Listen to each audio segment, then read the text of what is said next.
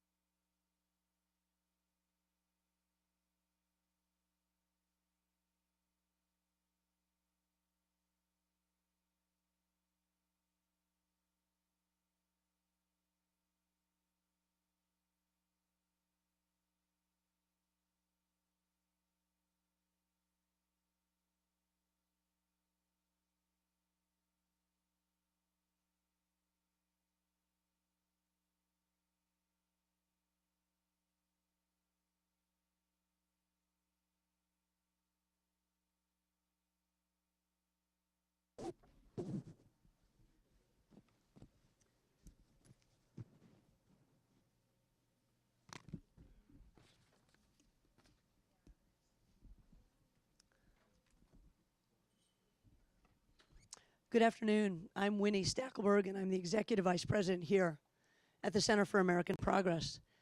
And on behalf of everyone here at CAP and our partners at Holland & Knight, I'd like to thank all of you for joining us for this vital conversation. Too often, the issues of affordable housing and homelessness are treated as separate challenges. But the reality is that they are both rooted in the same problem: our country's inability to provide every person with a decent, safe, and affordable place to call home. Right now, nearly 40 million households struggle to afford their homes, a number that has only increased as Trump's shutdown threatens the well-being of both unpaid federal workers and the millions of families who rely on our government for housing support. At the same time, more than 550,000 people in our country experienced homelessness on a single night in 2018. And in cities like Washington, D.C., holding down a full-time minimum wage job no longer guarantees the ability to secure a good apartment in a good neighborhood. And as a lifelong resident, D.C. resident, Walden Adams, who joins us here today, discusses in his Talk Poverty piece, which you can pick up as you leave today's event. Thank you for being with us here today, Walden Adams. It is crystal clear that our nation is currently facing a housing crisis, and that we must recognize and prioritize the fundamental role of housing in shaping the health, educational, and economic opportunities of every single American. That is why the Center for American Progress is partnering with mayors and policymakers across the nation to advance our Homes for All agenda, which proposes a series of bold solutions for achieving the large-scale construction of affordable and high-quality homes. And it's why I am thrilled to welcome 5 dynamic leaders who are working on the front lines of the affordable housing and homelessness crisis on behalf of each of their residents. I'm going to introduce each of them and then just jump right into questions. San Francisco Mayor London Breed has opened more than 300 shelter beds since taking office, with the goal of adding 1,000 total shelter beds by 2020 and clearing the city's nightly wait list for shelters. In addition, she's working to build more housing for residents at all income levels. Welcome, Mayor Reed. In December 2015, Philadelphia reached functional zero for veteran homelessness. And under Mayor Jim Kenney, the city has maintained that ambitious goal while also working to bring affordable housing to every single neighborhood. Welcome, Mayor. Mayor Karen Freeman Wilson has also worked tirelessly to revitalize Gary, Indiana, by collecting data about vacant properties, overseeing home ownership and rehabilitation programs, and turning abandoned houses into homes. Welcome. Oakland Mayor Libby Schaaf has championed the successful passage of Measure KK, a $600 million bond for affordable housing and infrastructure, and has also designed the city's 17K plan to create 17,000 new housing units by 2024 and prevent 17,000 low-income households from suffering displacement. And last, but certainly not least, Sacramento Mayor Darrell Steinberg has advocated for aggressive agenda to deal with the city's housing and homelessness crisis, investing in emergency rental assistance and increasing space in shelters. Welcome to each of our 5 dynamic leaders. Thank you very much. Thank you. I also want to acknowledge Yountville, California Mayor John Dunbar. Welcome to our mayor from Yountville. And Everett, Washington Mayor Casey Franklin, who are also in the audience. If time permits, we'll open up questions to them as well. Thank you so much for being here. With that said, I am grateful for each of you for being here. I want to jump right into questions. I want to start off with a question about the intersection of homelessness and housing. We've really come together. I'm going to start off with you, Mayor Breed. We've come together to have a conversation that intentionally addresses housing and homelessness together. These are so often siloed conversations, even though homelessness centrally stems from a lack of affordable housing. How are you combining your responses to homelessness and housing affordability to address this problem? Sort of, what are the challenges that you're facing, and what are the opportunities that you're seeing in San Francisco? Well, in San Francisco, it's as you know, very expensive to live there. And I actually grew up in public housing in the city and watched my neighborhood and the city as a whole change in a significant decline of an African American population. And in the meantime, we continue to push and grow the economy, create more jobs, and not build enough housing and allow bureaucracy to get in the way of housing production. In fact, similar to the Bay Area, in San Francisco, between 2010 and 2015, for every 8 jobs we created 1 unit of housing. And so we wondered why, as we saw just really a clash between, tech companies and their new employees and residents that have been there for years, we allowed that to happen without looking at real housing solutions. And so part of, what I've pushed for is to change the inclusionary housing laws so that we increase, because, there are people in the category where they make just a little bit too much to qualify for affordable housing, but not enough to afford market rate. And so we changed the inclusionary housing laws, and federal dollars don't go to fund those things, but requiring developers to help assist in that so that they are paying either in lieu fees to help build more housing with different income levels, or they're basically doing on-site development and allowing just really a ladder of housing opportunities for people with different incomes. Also, a program, small site acquisition program, where buildings that are rent-controlled buildings, they go on the market and oftentimes are filled with people who are really low income, and those buildings get sold and people get evicted.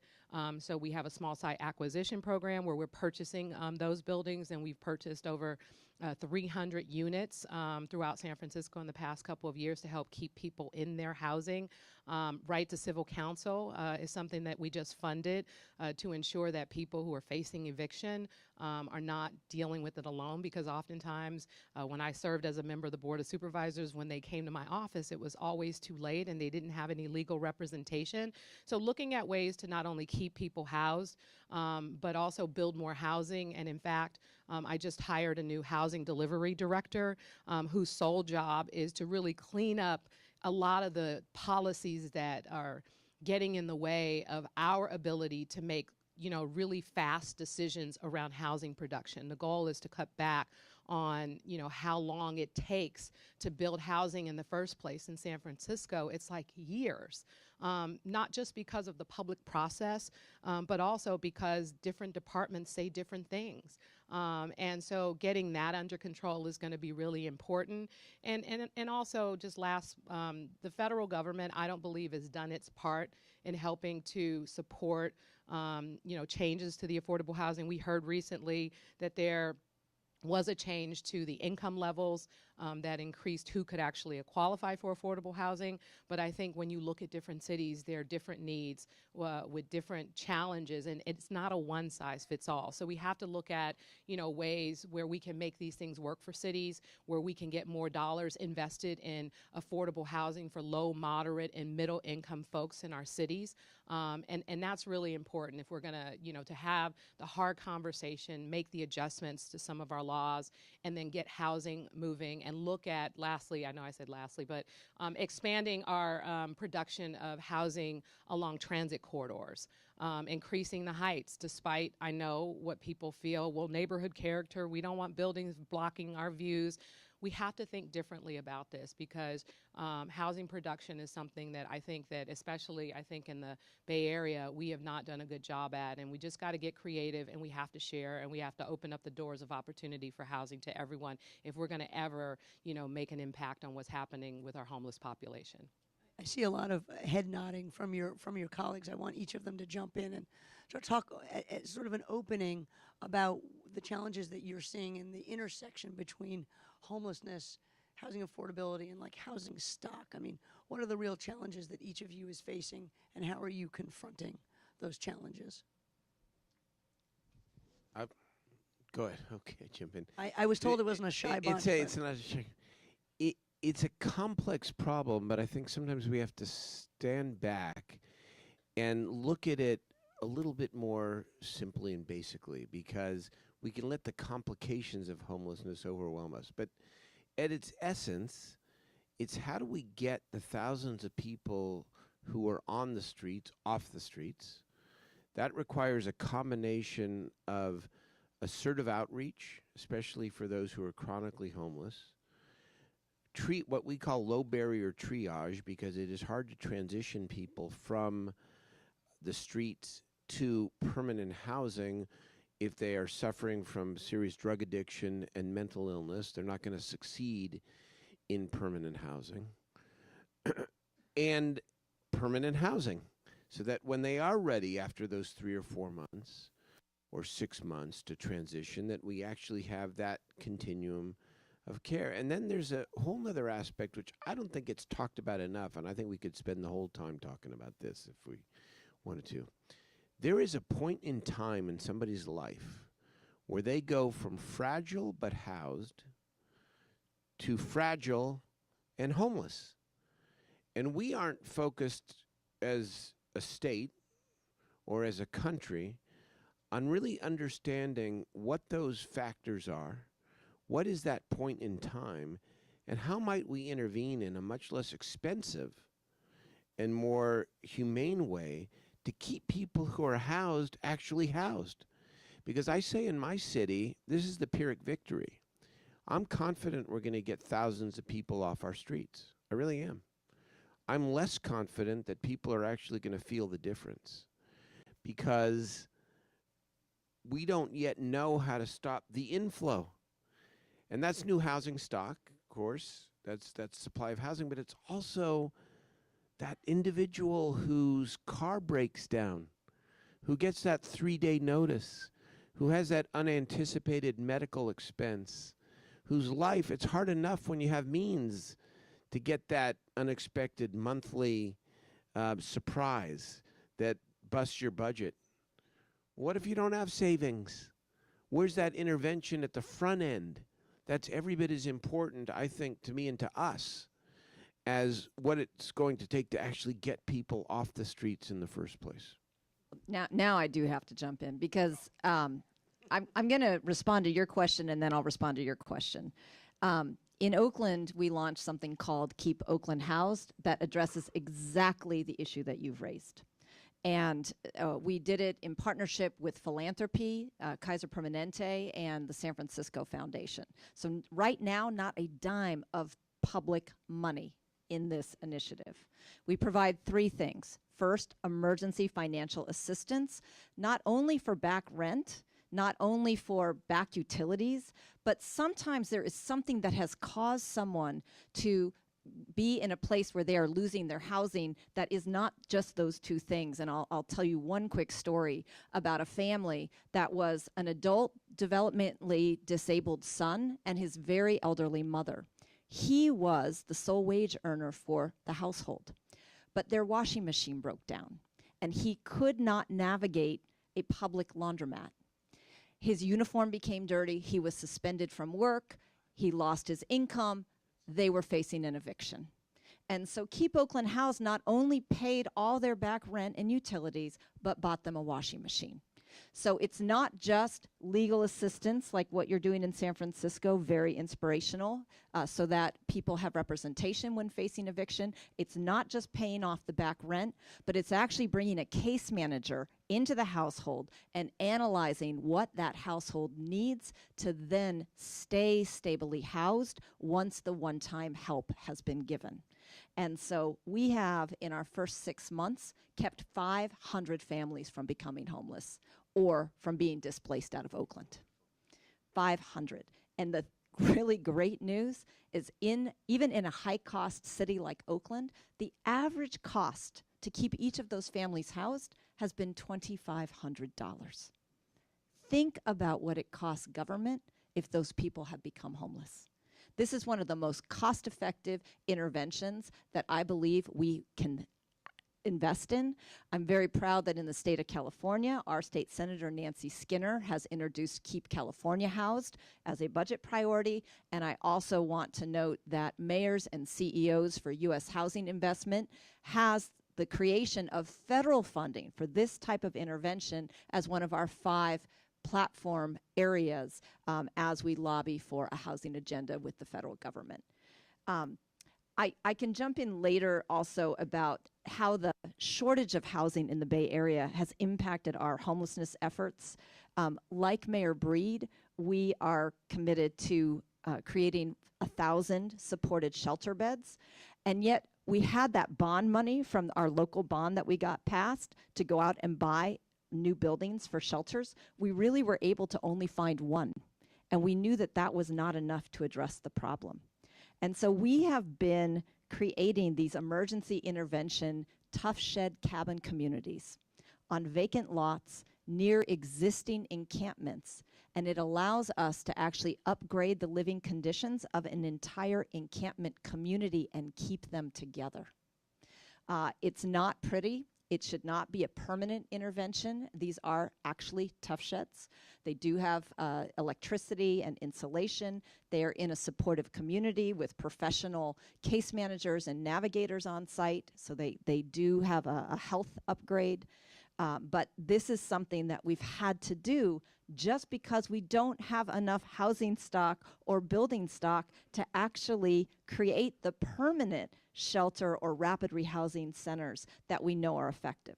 Now, the good news is, even though these kind of outdoor cabin communities are kind of temporary in nature, after 1 year, we have a 77% exit to permanent or transitional housing from the tough shed cabin communities.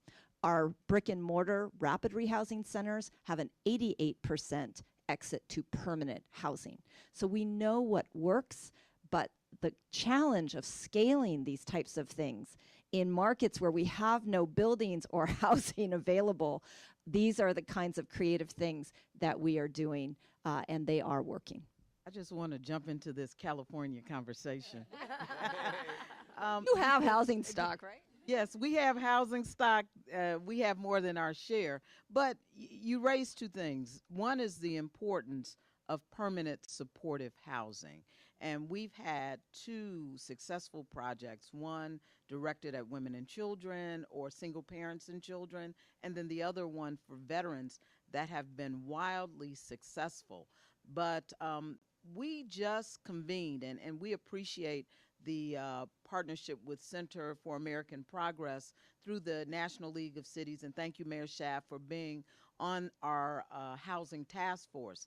And one of the consistent things, and we convened over the last 2 days, was the interconnectedness of health and housing, of employment and housing, of education and housing.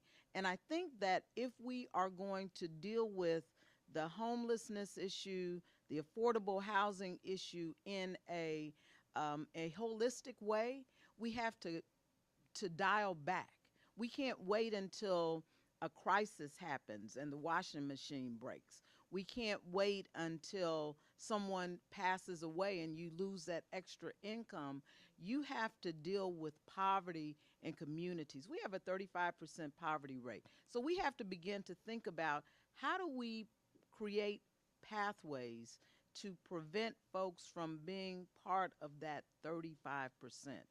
It's through education and ensuring that you have a robust educational system, but it's also ensuring that when people get that education, that they want to live in our community so that they can occupy those vacant and abandoned houses that we're rehabilitating, that we're offering for $1, and that we will see not only our population grow, but our viable population who are engaged in community as engaged citizens grow.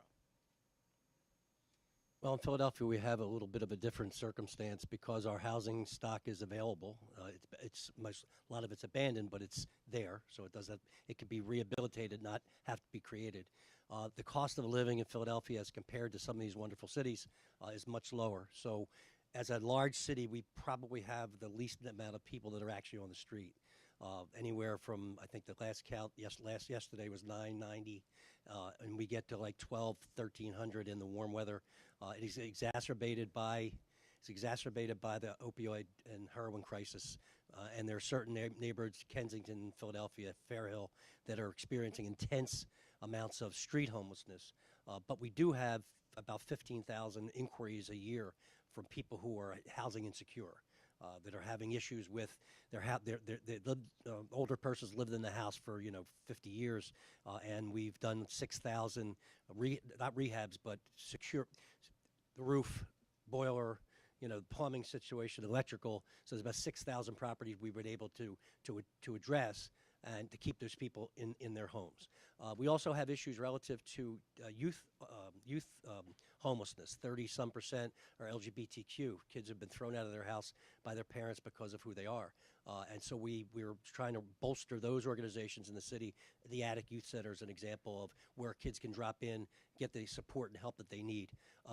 The other thing that we've done, we have a pretty robust real estate tax abatement, which is controversial in our city because obviously if you've lived in a neighborhood for 2-3 generations and it starts to gentrify and these young whippersnappers come in and get a 10-year tax abatement, you're angry. And I understand their anger. But I also understand that we would not have had the development that we've had in the city over the last 25 years without the tax abatement. So what we decided to do is as properties come off the tax abatement roll and onto the tax rolls, we're taking that money and investing, I think this year coming about $53 million in money to create affordable housing. And then we've committed to an additional $20 million on top of that to do that development. And some of that development needs to be done with private partners. We've done density waivers for height and for setbacks that require the developer in market rate development to set aside inclusional housing within that building, or again to pay a fee that goes into the Housing Trust Fund to create affordable housing. It's the opioid crisis has just made it that much more difficult. And the thing that's frustrating, and we're not whining because we're doing what we have to do ourselves, these are issues that should be addressed by the federal and state governments. I mean, we are on our own in so many different ways, and I've come to the conclusion on funding for education. We just put $500 million in our 5-year plan for new money for schools. Mayors used to go up to Harrisburg, which is our state capital, hat in hand, begging for money. They're not coming up with it. They're not going to provide it. The federal government's not going to provide it. If anything, they're talking about cutting back on Medicaid and other kinds of things that we need. So we're swimming upstream on our own. We're not complaining about it. We'll do it, but we could use some help. I mean, if we want to talk about building something for $25 billion, I would not do the wall. I might do housing, which might be. How about that? Here. And infrastructure. In California now, one of the changes, we had to have a great governor in Jerry Brown. He really was. I mean, and certainly the leader for his time during the terrible deficits. But we now have the opportunity at the local level for a new partnership with Governor Gavin Newsom, who actually wants to invest real resources in these sets of problems and issues. And here's an example. The federal government has long been a partner with the so-called whole person care project, which is the federal Medicaid waiver that allows you to draw down federal money matched with local dollars to actually do assertive outreach out on the streets and to case manage what can be a very, very difficult population, to do those things that you can't necessarily come up with dollars on your own to do. And so we fear that's going to run out under Trump. In Newsom's first budget, he puts $100 million for the state counterpart of whole person care. And on homelessness, the big city mayors, of which the three of us are lead members, we actually are in dialogue with the governor to bring down more state money for the problem. And that's something that we really haven't had much before, because we've had to figure it out in many ways on our own. And now if you don't have the federal government, you at least need to have, I think, a very active state partner if you're going to make a real difference in your cities. Is the federal government working completely at cross purposes to what you all are trying to achieve? Yes. Not full. It's approaching that. They don't care. It's approaching that. It's bad. Not it's just, willing to invest. I They're mean, not willing to with this shutdown, people are going to be out of Section 8 housing in March. I mean, we've pulled on our reserves. We have, an emergency plan in place, but things will be really bad on March 1st if we do not fix this. Thousands of people will lose their housing if we do not fix this. And then to that point, trying to recover.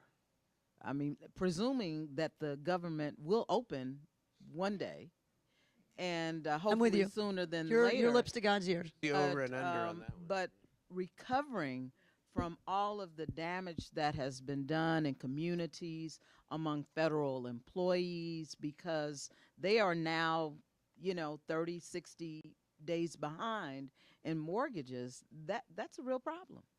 Their credit scores. I mean, to rebound back to a good credit score, it will take you literally years if you can do it at all.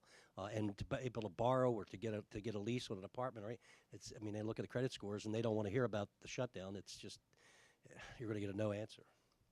You've each talked in different ways about additional stakeholders and the private sector. This is clearly not a problem that solely the private sector can solve.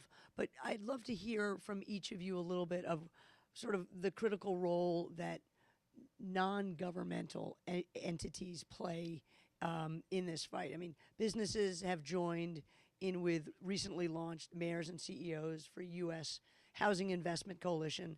At the federal level, we're seeing a number of new progressive bills on housing.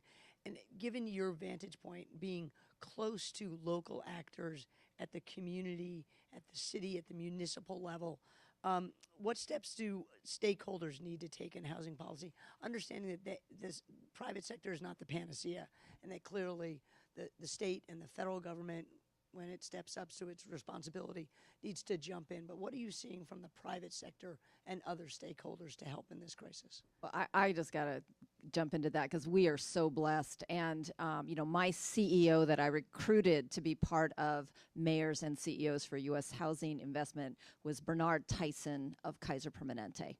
And talk about someone who gets the connection between health and housing and recognizes that it's actually in his business interest to bet big on helping not just Oakland, but the other markets that Kaiser is in, like Baltimore and Portland, to really just invest hugely. And, I already mentioned their contributions both to the Tough Shed Cabin communities and Keep Oakland Housed. Just last week, they announced two major things that are so inspirational. One, they put in $50 million, and Enterprise Community Partners put in another $50 million for a $100 million revolving loan fund to provide low-cost capital, particularly for acquiring existing housing that is naturally affordable, and to then buy it, fix it up, deed restrict it so it becomes permanently protected affordable. They also announced a $50 million equity fund just for the Bay Area, where they are actually becoming investors in this type of what I call converted housing. And so the power of CEOs to not just draw attention to this, and again, Daryl deserves a lot of credit for our California efforts, because we were about half Republicans and half Democrats with our big city mayors. And it proves that we can agree on these things across party lines, across sector lines, that this benefits everyone. And to challenge other companies to just lend us your money. You don't have to give it to us. This is not a rubber chicken dinner, okay? Lend us your money at low interest rates, and that can provide critical gap financing to start doing the kind of investments we need to increase the protected affordable housing supply. Can I add to that real quick? I think one area that is worth a lot of research and policy development is how to catalyze this opportunity zone provision of the federal tax bill. Um, when we look in California, again, as a relatively high cost state, what it costs to subsidize an affordable housing unit in Sacramento, in California, is almost scandalous to me. I mean, it really is. I mean, hundreds of thousands of dollars for a single unit. What if we were able to use, for example, this opportunity zone provision to invest much less to help a private nonprofit developer buy down the interest rate to be able to invest in more workforce affordable housing? This is where the Center for American Progress and others, I think, could really dive in and help us develop a national policy framework, a state policy framework, to be able to take advantage of this tax provision to ensure that the focus is on affordable housing, as opposed to other things that our communities may not need as much of. Just a thought. And I'll add that unlike, I don't necessarily agree with Mayor Schaaf on loaning of the money. I want to take the money and use it and not have to pay it back.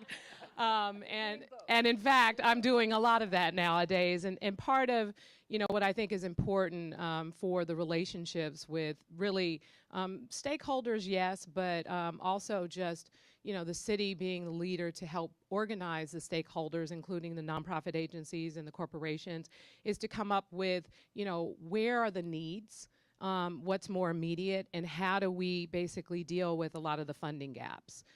So, for example, there was a project, a housing, a building that became available, and it cost a certain amount of money, and we didn't have it right away, and the building was going to go to the market. And in order to basically get a hold of that building and not let it go to the market, calls were made to CEOs who could help pay for it, and we got a commitment for one of our CEOs to pay for the first 5 years, so that we could at least, get a hold of that building. And we're moving in about 66 people who will have a safe, affordable place to call home. And part of it is, it's not like they're just not paying any rent. They're paying what they can afford, and we're subsidizing the rest. And I think, that opens the door to a real conversation of, how do we continue those partnerships? How do we provide opportunities for corporations that are easy ask? But also, how do we look at housing on the larger scale and making sure that people, I really believe we need to get to a place where what people pay for rent is basically not above what we talk about in terms of 30% of their income. There are some people who are definitely spending the majority of their income on paying rent. And for San Francisco, I think what frustrates me the most is, just like looking around and you have people who, can't afford to live there anymore, like a lot of my friends who still are working in the city but are commuting from, places that they can afford. And so what are we going to do to make sure that we have real diversity in San Francisco, people who are working all throughout the city, and they're not, basically struggling to make ends meet in order to pay most of their money to put a roof over their head. And so part of what I have tried to do is think about, well, how do we address these challenges now? How do we get CEOs to invest in the right opportunities? We had one corporation that gave money to help us build a shelter, another that's investing in our youth programs. So we're opening up the doors of opportunity to make the investment, giving the money easy. But we have to do a better job at making sure that we are preparing tomorrow's youth for these opportunities that exist all around them. Because I think in San Francisco in particular, when this whole craziness happened with the tech sector and the residents and the battles that occurred, it was a lot of people who were moving into San Francisco and pushing out a lot of people who had been there, which we welcome people, but it shouldn't be at the expense of the existing population. And that's why I started this program, Opportunities for All, where we're going to guarantee that every high school student has a paid internship in San Francisco, and the tech companies are going to not only help fund it, but they're also going to have slots at their businesses. We're going to start preparing our kids now for the workforce in their city so that they have a real shot at being able to continue to grow and thrive there. So it's just really coming up with, I think, some creative solutions and holding them accountable to invest. I mean, yes, there's taxes and there are other things and impact fees and things that we have them pay, but I just think that they have to do more, especially when, you know, certain companies in particular change, you know, just really, you know, just the fabric of what a community or a city has always been. And it's something, I'm not saying that you're not welcome. I'm saying that you have to be a part of the solution and you have to get more actively engaged. I think another win-win for engaging the non-governmental sector is with workforce housing. When you talk about engaging companies and even not-for-profits who are interested in building affordable housing, there's an interest in it for them because, you know, if their employees aren't worried about where they're going to live or, you know, how far they have to live, there are opportunities for them to partner both with the the public sector or with opportunity zones in private investment to create this workforce housing that is affordable. The other thing that I would say as it relates to homelessness and the engagement of the private sector has to be in treatment, both for addiction to alcohol and other drugs, and then for mental illness. You have to have engagement and treatment because so often you see that challenge among our homeless population. You know, in Philadelphia, we have a Back to that one Yeah. in a minute. in Philadelphia, we have a pretty robust community development corporation nonprofit family of CDCs throughout the city that are really knowledgeable and experienced in developing this kind of housing. We also have nonprofits that are religious based. Project Home, for example, Sister Mary Scullion is a pretty famous person in being a fighter for affordable housing and for housing the homeless. She says that no one's home unless we're all home. And part of that, part of what I believe my leadership role is to kind of humanize the folks that we're trying to help, because nobody wants a facility in their neighborhood. And Project Home, which is one of her primary facilities in Fairmount section of the city, which at one time was really struggling and now is a gentrified, very expensive neighborhood to live in. The arguments against the development itself, and it houses people who simply can't live independently. They're good people, but they have a need to have a network of people living around them with some professional help and other assistance in order to make it. We have a project called Women of Hope, which is an old city where I live, which is a relatively expensive neighborhood. And these are women who have mental illness and can live together. But part of it is getting people in the neighborhood not to be afraid of these folks. So, for example, 1515 Fairmount, where Project Home is, the big argument was our housing values are going to go down. It's going to become a mess in this neighborhood, blah, blah, blah. And just 5 years ago, they built 4 $500,000 houses right next to Project Home, actually connected to Project Home, brick to brick. And I called up Sister Mary and said, okay, you know, congratulations for degrading the housing values in the city because they're $500,000 houses. And I think it's part of it is getting people who live in neighborhoods to understand that these are all our neighbors, these are all our citizens. They may have fallen on hard times, may have mental illness, they may have addiction, but in the right setting, they can stabilize folks, they can stabilize neighborhoods, and we'll get rid of the NIMBY factor more than we've been able to. And I think that's a role of a mayor, a city council, is to kind of look, you know, we need this. This is the plan. This is how we're going to handle it, and everything will be fine. And just, you know, kind of relax. And we've been able to do that and been successful. The other thing is the biggest landlord in Pennsylvania is the Philadelphia Housing Authority, which is the state agency, state's chartered agency, helping with federal dollars. Partnering with them has been a pleasure. Kelvin Jeremiah, who runs that, has just been a terrific partner. We've been putting up senior housing, family housing, workforce housing all over the city in every neighborhood. We just built their new headquarters in the middle of North Central Philly. So they have now an office anchor that's there that can create all kinds of other investment in retail and in restaurants and things like that. So the housing authority that we have, I don't know about your housing authorities, but they're really great partners for us. Can I pick up on this issue that Mayor Freeman Wilson touched on a moment ago? I I'm the author of California's Mental Health Services Act, Proposition 63 in 2004, when I was a member of the legislature. It generates now $2.2 billion a year for mental health services. And I have long believed that mental health is the unaddressed issue of our time, that it's actually central to everything else that we are trying to solve, but in expensive and often ineffective ways, whether it's homelessness, criminal justice, domestic violence, families that break apart, et cetera. I haven't yet figured out the connection to climate change, but I know it's out there. It is there. But in all seriousness, when it comes to this housing crisis and when it comes to homelessness, there's a bit of a misnomer. You know, sometimes terminology matters. We use the term housing first, and sometimes people misinterpret that as housing only. But for people who have been out on the streets for a long time, there is the vital connection between housing and the supportive services, especially the mental health services that go with it.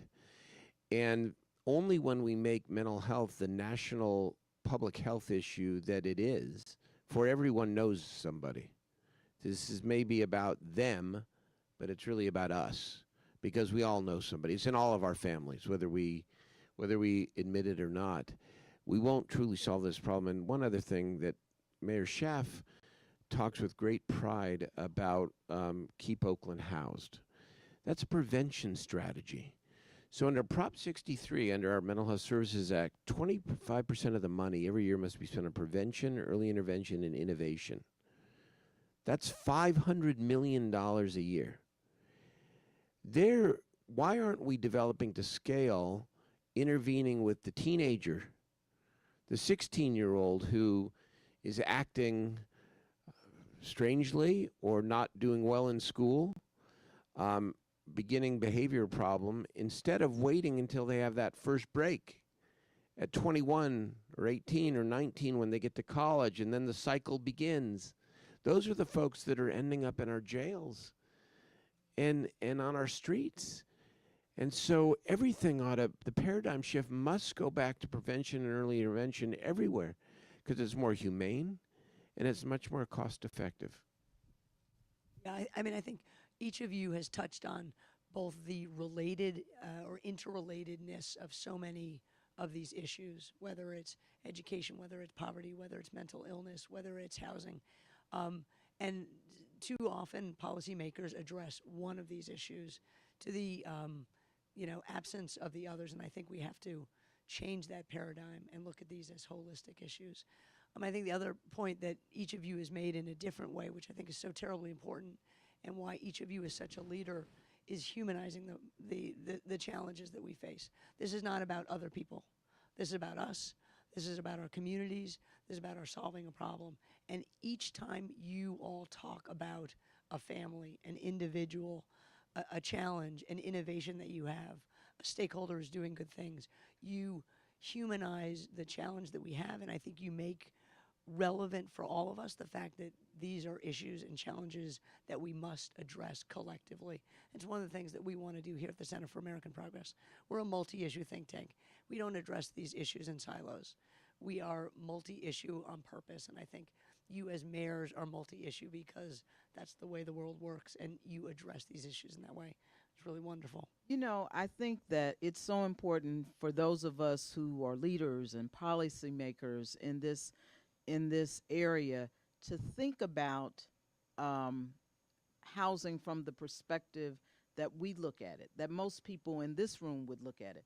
Home is a sanctuary, right? So it's not just a roof over someone's head. It's what goes under that roof. It's what happens inside of that home.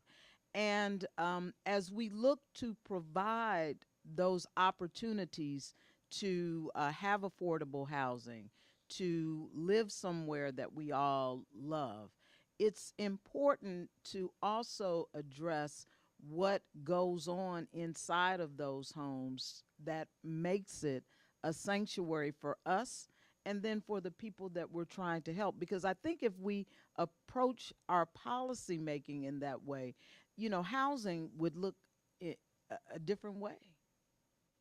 Absolutely. Each of you in the green room with me and Mayor Kenny on the stage talked a little bit about discrimination. I just want to spend a moment.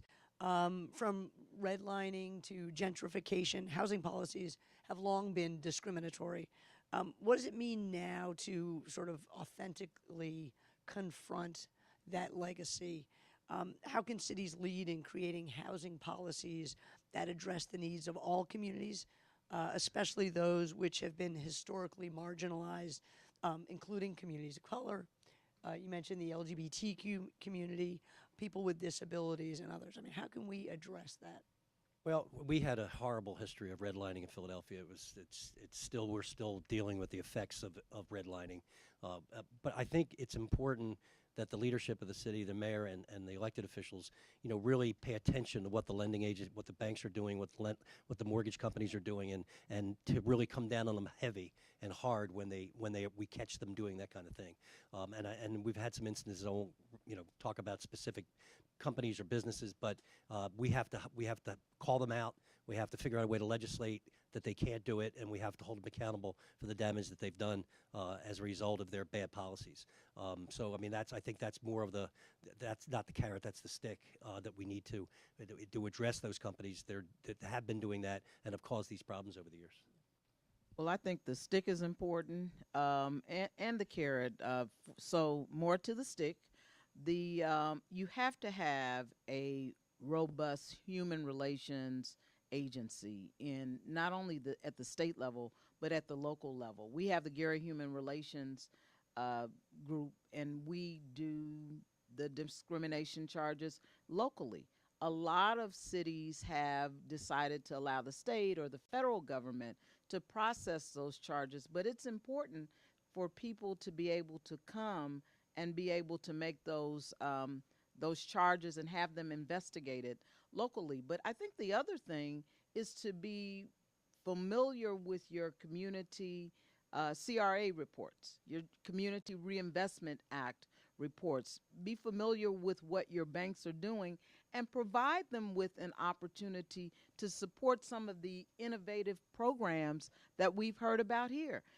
Because all of those, I think, would be CRA eligible to say, look, this is a program that I'm engaged in. This is something that will not only help the community, but it will help you get new customers. It would help to raise your profile in the community, and it's a good thing. And when you do that, I think there's an opportunity to use the carrot as well. So I grew up in San Francisco in the Fillmore district, which is known as the Harlem of the West, and you would never know that if you went to this neighborhood today.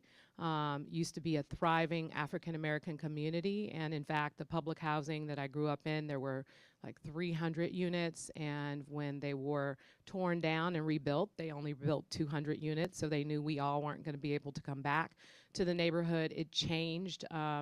And it was just frustrating, to just watch what happened that under the San Francisco Redevelopment Agency Commission, which I was fortunate enough to later serve on that body to try and really, set back the clock, but the damage was done. And when I became a member of the Board of Supervisors, one of the things that I pushed for, which was something that was new that I learned about, is what they do in New York, and that's neighborhood preference, where you provide priority for new affordable housing that's built in a neighborhood that people live in to the residents there, because you all probably are aware of the lottery system and just really what's been happening with affordable housing and the people who grow up in these neighborhoods who are displaced and the challenges there. I mean, there was a project, 98-unit senior development that we just built in this neighborhood a block away from where I grew up.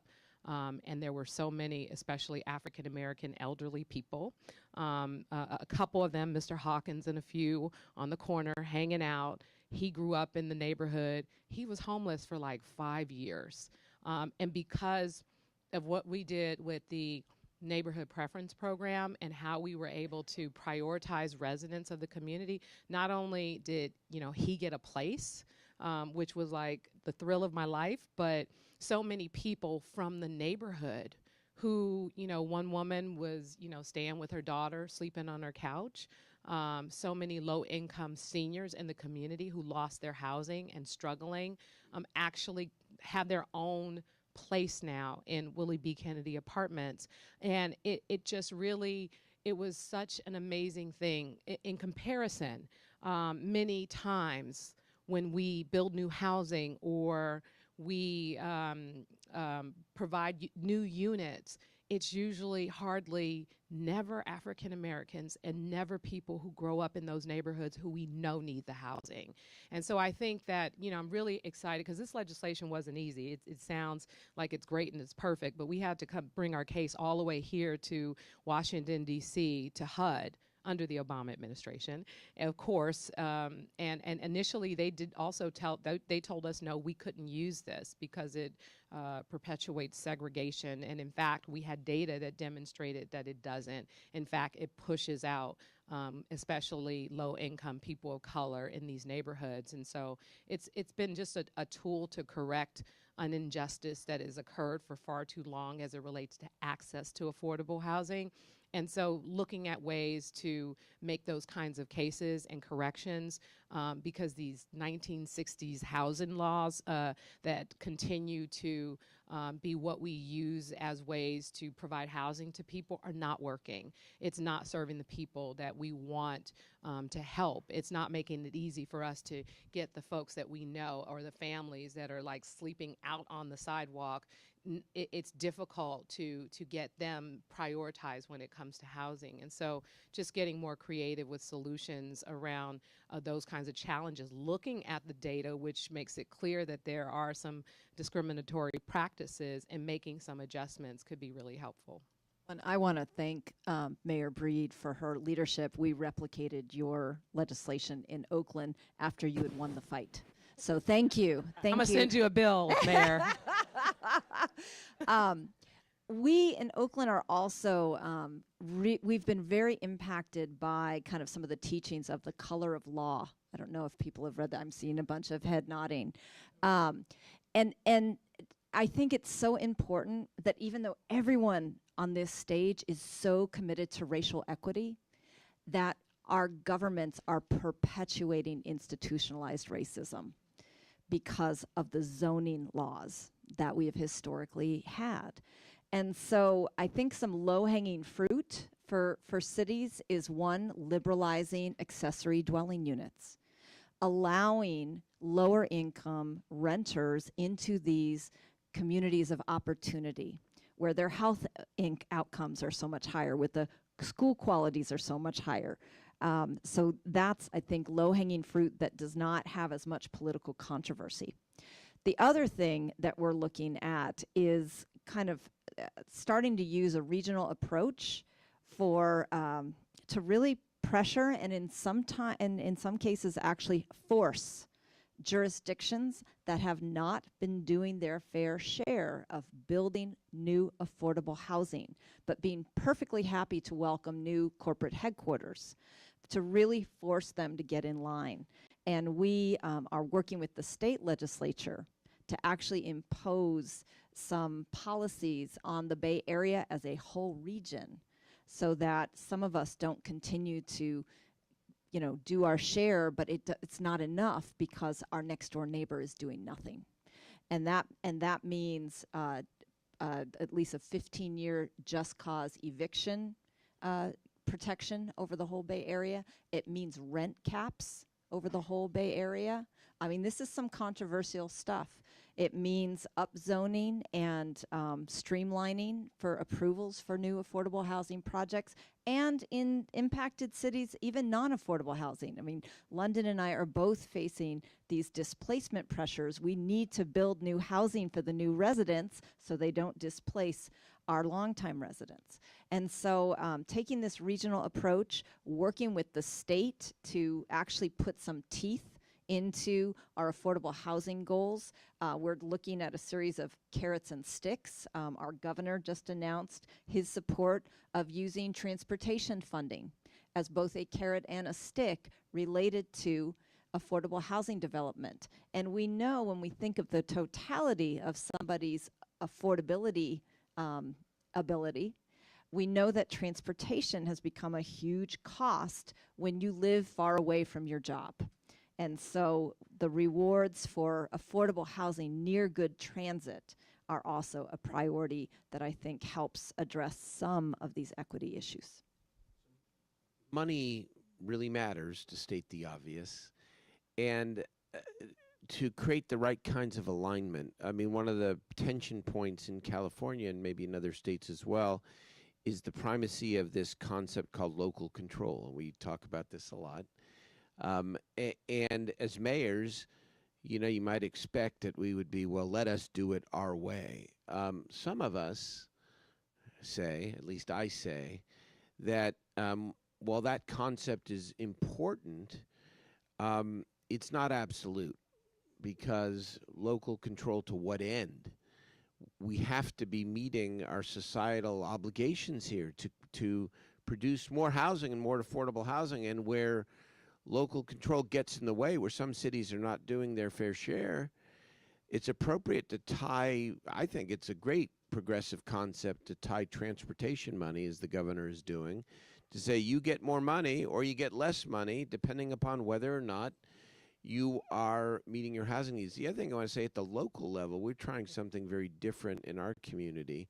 We passed a sales tax measure in November specifically to have a pot of money for capital around economic development and affordable housing, something we've never done before. You know, cities are municipal corporations. We provide police, fire, pick up the garbage, and, you know, run the city. I'm oversimplifying, obviously, but we said slightly. No, but what we said, that's the traditional role.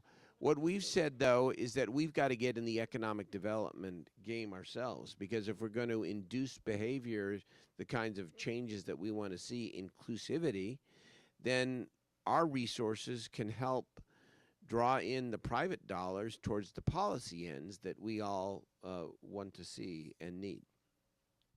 That's fantastic. We've got about 15 or 20 more minutes, and I'd like to just close this portion, which has been phenomenal for me, asking the questions.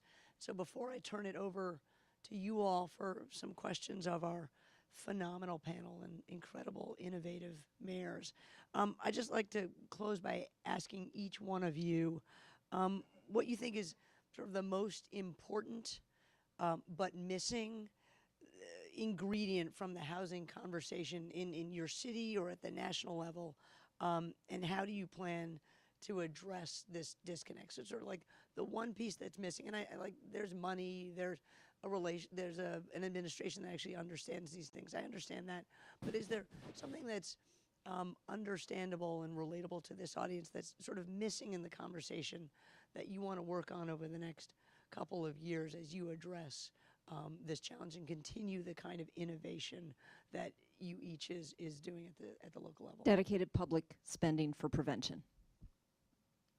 Well, I would say that really talking, as Mayor Steinberg mentioned, we have to look at mental health and what impacts people's lives, not just folks who are struggling with homelessness, but people in general, the challenges that exist starting with young people. And one of the things that we need to do, especially with those who are suffering with mental illness, is look at that as a source of housing for those who we know are mentally ill and will probably for the rest of their lives need some sort of supportive services. We have a place called Richardson Apartments. It's 120 units, specifically created for those folks that were costing the city millions of dollars in hospital visits and other challenges. And these are people who have real serious challenges, and they're not reversible necessarily, but they live independently. And in fact, these are people who had been homeless for so long that they're not necessarily completely comfortable, some of them, even being indoors. So that's an adjustment.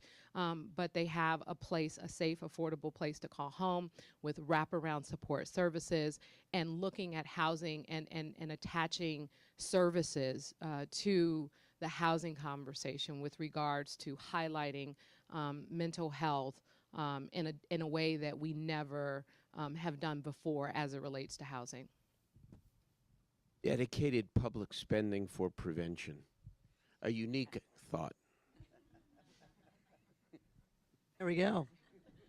You know, I would talk about we often hear the word food insecure.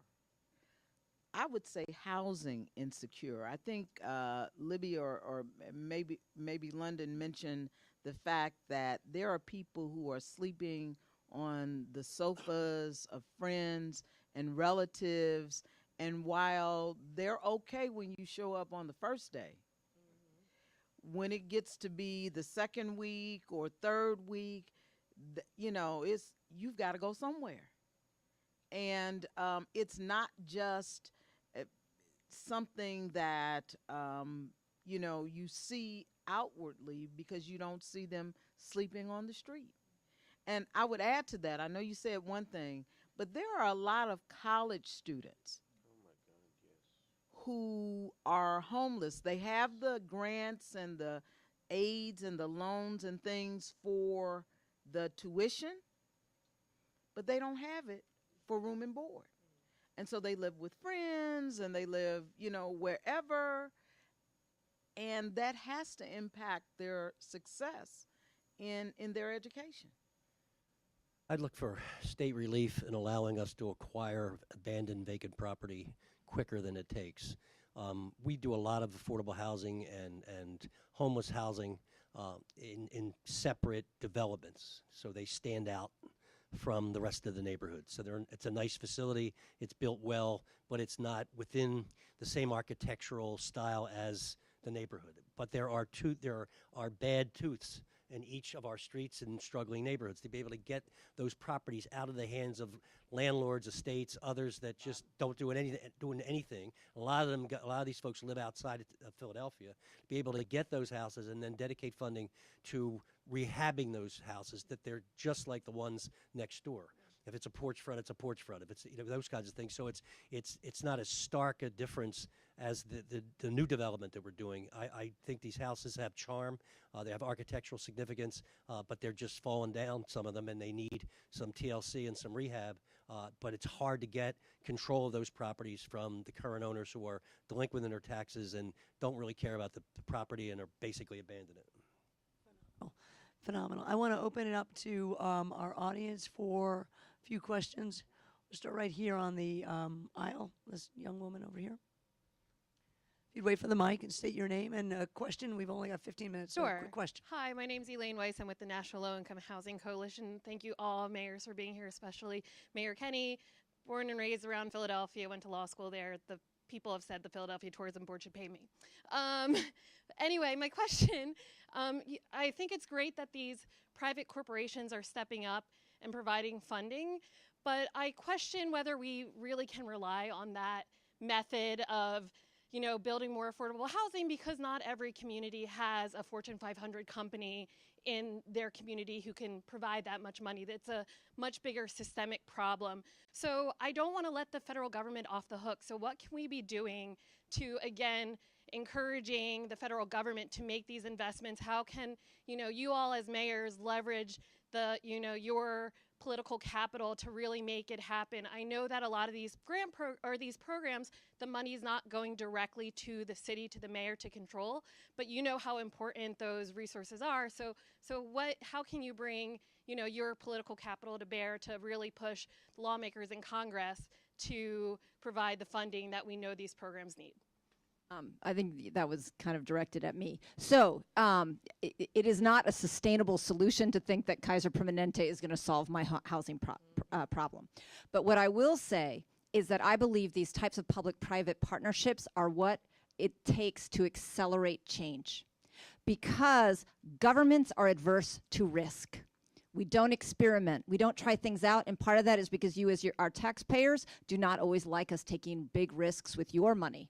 But you don't mind me taking a big risk with Kaiser's money.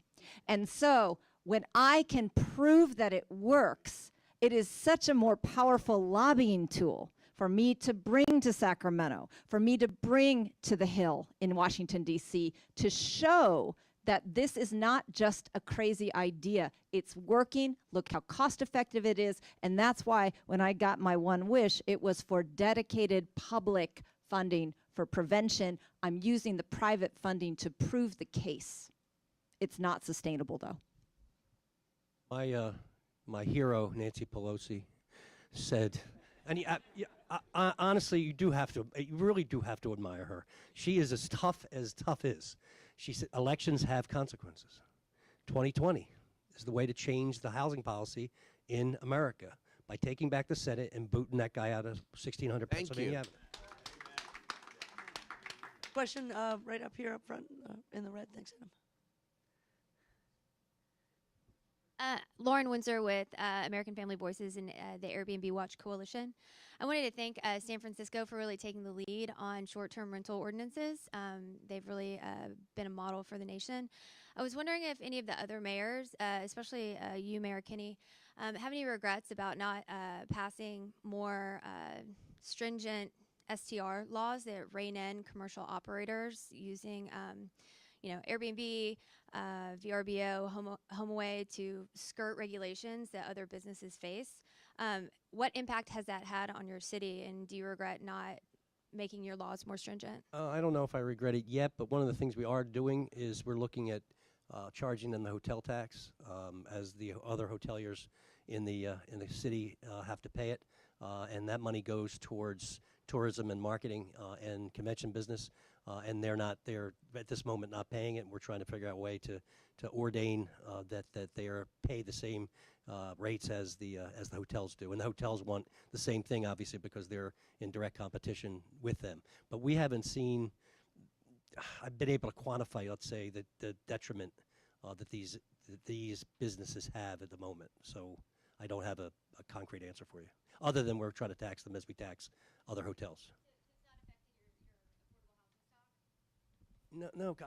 Again, I don't use Airbnbs or VRBOs, but I would assume these are in people's homes. The people own the house and then they decide to rent it out for a weekend or what. I mean, I don't know how it affects the construction of affordable housing. We're gonna move on to another question, just because we've got 10 more minutes and lots of hands.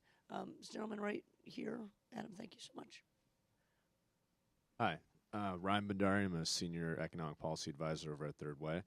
I have a question for Mayor Breed, but specifically, but maybe all the mayors in general. The reason I single out Mayor Breed is San Francisco, obviously, like you said, 8 jobs created for every 1 unit of housing built. The median price for a 3-bedroom unit is something like $55,000 a year to rent. It's the most expensive place in the country. But yet, when you look at the city, it's surprisingly flat in terms of how much it's developed vertically. And there's not a lot of tall buildings that you would expect in such an expensive city. And I'm wondering how you deal with NIMBYism. How do you address every obviously, every group of people in the city says, I don't want my view obstructed. If it's a rich community, I want a single family units zoned for this particular area. Other communities might say, I don't want the character of my community destroyed. Well, something's got to give somewhere. So I'm wondering what's the priorities? How do you prioritize which communities, say, sorry, you're out of luck? Well, just so you know, it's been a real challenge because when I, for example, was on the Board of Supervisors and I got legislation passed to not even increase the height, but increase density so that instead of, in one particular instance, this location would have been maybe 16 units, my changes without a height increase made it possible for them to actually build 66 units and to remove the parking minimums and a number of other things in order to increase the number of units. And smaller units are, by design, going to be more affordable. And I caught holy hell. And I didn't mind because part of it is just really making sure that we're doing a better job of helping people to understand the challenges. And we have to be brave enough to take the risk. And, I just basically decided that, this is an issue that people care about, and they're probably going to get upset with me about it. But I believe in this because of my own personal experience and frustration with the lack of building housing. I believe in it, and I'm going to stick to who I am, and I'm not going to be afraid to make the hard decision. I mean, more housing along transit corridors is just smart policy.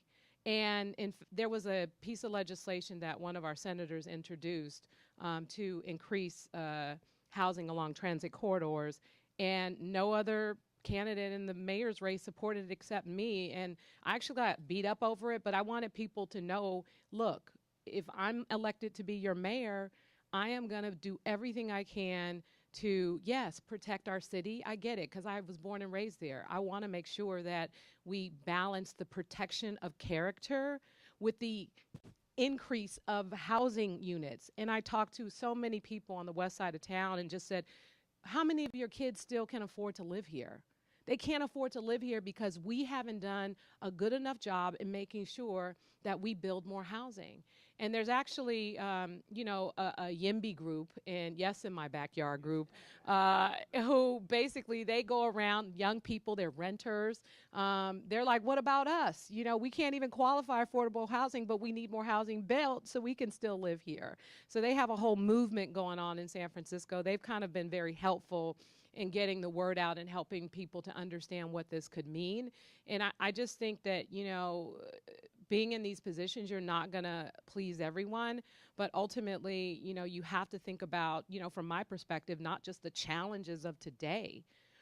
Someone messed up 10 years ago in San Francisco by not building enough of housing, period, right? Someone messed up in San Francisco many, many years ago by not putting all of our transit system underground. I just think about the things that didn't happen that would have made my life easier as a mayor. And what I've decided that I'm gonna do is basically put forward the policies and just put everything on the line so that, the next generation of young people are not pointing the finger at me for not doing my job, so that their lives are better. It's also smart politics, if I may, just because I think we all know as leaders that it is so easy to you have to listen to everyone. But just because somebody is the loudest doesn't mean that reacting to them is the politically smart move. I mean, in our community, it's true. People would prefer not to have homeless triage centers in their neighborhoods. But the political price of not doing anything and not being aggressive and bold on the issue, the political price is much greater than pleasing some loud people who haven't really thought it through. And so sometimes what seems like difficult politics is actually missing the big picture, because what people expect us as mayors, different maybe as city council members, but as mayors, is to actually lead and to actually take some risks and to get out front, even if it pisses off a few people or more than a few people along the way. A lot of people along the way. Great. This gentleman right here. Thanks. Good afternoon, everyone. Kelvin Lassiter, National Coalition for the Homeless. Just want to say thank you to all the mayors who came near and far today to participate in this.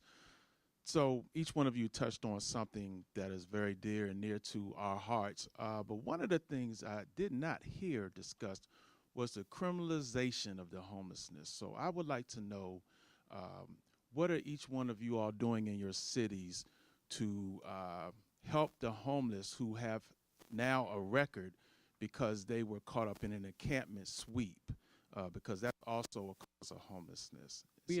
We've been dealing with the encampment issue. We don't arrest anybody.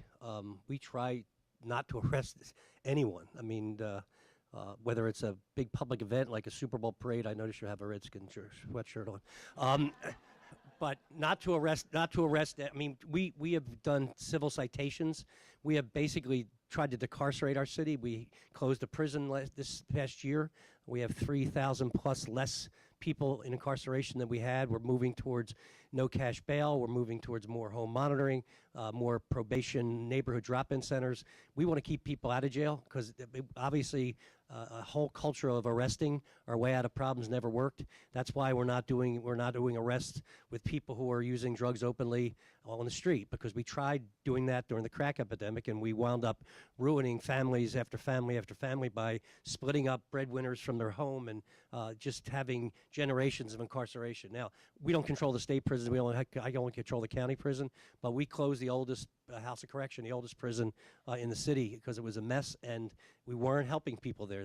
People weren't getting job training. They weren't getting addiction services. They weren't getting mental health services for the trauma that, if you think about what our young people see every day in their neighborhoods, that's a traumatic effect on someone and needs to be addressed. It's not just the person may look normal, but they've seen 2 or 3 people killed in their neighborhood. Maybe a family member's been killed. They've lost a parent to violence, or our parents incarcerated. There's a lot of trauma in our system and in our schools. So we've gotten away from trying to arrest anybody. We do arrest people because sometimes it's necessary. But if we can get away with not arresting people, we don't do it. We don't have encampments, but we have seen our problem-solving court continuum be very helpful in this space. We have a veterans court. We have a drug treatment court. We have a mental health court. And because it is focused on both dealing with the holistic approach, but also not criminalizing behavior, then that allows us to help people with the issue of homelessness in that context.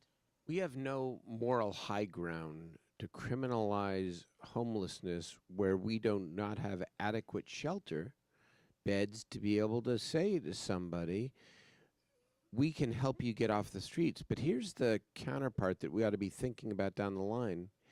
And that is, in California, for example, as we build up our shelter capacity, which we are doing, should there be a counterpart of an obligation to take shelter? Because once you have adequate shelter, which we don't have now, is it acceptable for society and for our cities to allow people to live on the streets or on the riverbanks? I don't think it is a civil right. But I don't think we even get to that question until we are more aggressive about building out our shelter capacity. I hate to say we're at time here. Maybe I ask this gentleman over here by the window if he's got a quick question. And this, and then Adam, if we go over here to the front, last 2 questions, and we'll each do a rapid fire response to what you want to hear, and then we'll wrap it up. Just real quickly, my name is Ken. I'm a member of CAB, which is the Community Action Activist Board for Fairfax County. I noticed you all harped on a couple of things which are great, but what do you all think about minimum wage and how it imparts to people being able to afford housing just on their paycheck? Case in point, in Fairfax County, you probably need to earn about $26 an hour to afford a 1-bedroom apartment. Me being a supervisor, had one of my employees who had to work not 1, not 2, but 3 jobs in order to be able to afford a rental unit for his house, for his family. So you all haven't mentioned that. How do we raise that? And as you know, Fairfax County, Virginia just declined to raise the minimum wage from $7.25. So people can't afford to live where they work. They have to move to rural areas and then transportation. Hold on, before you answer that, because I have a gut feeling where you all are on raising the minimum wage. Just as gentlemen up here, you could ask a question, and then I'm just going to ask each of you to respond quickly to one of the 2 questions. Hi, Alan Oaks is my name, furloughed government employee, but that's actually, I have a comment that's directed, I hate to put Mayor Breed on the spot, but I'm a Bay Area native who's now living back in this East Palo Alto. And as you, I have friends that lived on McAllister, Divisadero, that are now either moved back to the South, moved out to Antioch. As an African American who visits my friends in the Bay Area a couple of times, I'm just saying, it's very painful to see how it's changed. the city has changed for African Americans. I know the population is, last I read, right around 2 to 3%. Now, I applaud what you're trying to do to maintain the diversity of the city, and I know you're swimming upstream. So I don't know if you have any comment on that, but that's the statement I wanted to make. Rich, I want each of you to respond to sort of challenges that you've heard. Final comment as we wrap up. An incredible conversation. Yeah, I just signed an executive order a little while ago raising the minimum wage to $15 an hour for all employees of companies that do business with the city. We were trying to figure out, all our contractors and stuff, so we're trying to figure out a way to raise it in the city only. Our law department's working diligently. We have home rule, so to speak, which really isn't home rule because we have to go to Harrisburg every time we want to change our socks. So we're trying to figure out a way to do that in the city only. I am a very big proponent of unions. I think that labor unions and being a member of a labor union is the best way to ensure your wages and your benefits. And we have worked hard at our airport to allow people to join a union who work for subcontractors. I think unionism is a wonderful way to support your own rights and to get a decent level of earnings. So we had 2 local ordinances that have been preempted by our state legislature in Indiana. One dealt with the minimum wage, and what we now do is we model as a city. So we pay a minimum of $13 an hour. The other thing that we do is that we ask the companies that we contract with, how much do they pay? Because that's important to us. And then we have a prevailing wage law on our books, but the state's law has preempted that. We have both state and local minimum wage laws that are driving our minimum wage happily up to $15 an hour and ultimately beyond. But I just think your question and the last couple comments drive home the point that everything is interconnected, right? What does it take to help people have a good life, a high-wage job? But that's not enough if you don't have a housing policy that allows people to live in safe, quality, affordable housing. And that's not enough if people have mental health challenges and other challenges. And so all of these things we've been talking about together are inextricably linked. But everything must be, as Libby said earlier, and we've been saying, about preventing people from suffering the worst of hardships that make it difficult to then come back and recover. Prevention and early intervention. San Francisco a couple of years ago voted to increase our minimum wage to $15 an hour, and the state is now following. But unfortunately, it's still not enough to afford to live in a place like San Francisco. And so it has been really hard, but we are working towards we work with labor organizations. We just actually passed a minimum compensation ordinance to pay our in-home support services providers to give them, what was the amount again, Andrea? $17.50, up to a raise that went up to $17.50. I mean, it cost us millions of dollars, but it increased their wages, and so we are trying to gradually find solutions in different sectors and how we help to support wage increases. It is continuing to be a problem, and again, that's why housing and housing affordability and meeting people where they are and trying to tie what people pay in terms of the rent to how much they make is something that's going to be really important. Just in regards to the comments about the Fillmore Western Addition community where I was born and raised, it is heartbreaking, just to have grown up in it and to see the changes. And it's really why I started to be actively engaged. In fact, where I grew up, there were a lot of challenges, not a lot of hope. So many of my friends and family members, unfortunately, ended up dead or in jail or on drugs. And, even now, when as mayor, I'm walking down in the Tenderloin and other places, I run into people from time to time who grew up in the city who are still struggling. And so a part of the advocacy that I'm pushing for is to make sure, and what I said in terms of opportunities for all, is even though those mistakes were made in the past, I am trying to, as mayor, think about, yes, what do we do now? How do we address these issues? How do we make sure that we clean up our streets, transportation is good, but also how do we make sure that young people who are in our public schools, especially now in the city, that they don't get left behind, that they get an opportunity. And I think about, you know, even, again, my own family members. When I was 14, I got a Mayor's Youth Employment and Training Program job. I was around a lot of great people who mentored me and supported me. But unfortunately, my brother, he never got a slot. He always turned in the paperwork late. There was a lot of drama. I didn't understand completely what was going on. But just imagine the difference. Unfortunately, he's in prison, and I'm here as mayor. Like, just imagine the difference that we can make when we make sure that young people at an early age have the support and the resources that they need so that when they become adults, they are not the people that, you know, sadly end up in situations that we're trying to solve for.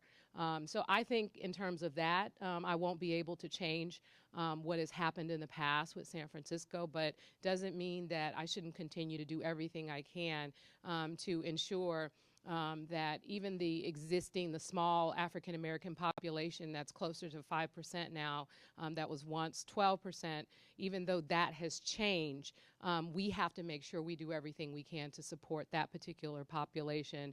And hopefully, who knows, that could potentially grow, and one day people who grew up in San Francisco may even be able to come home again.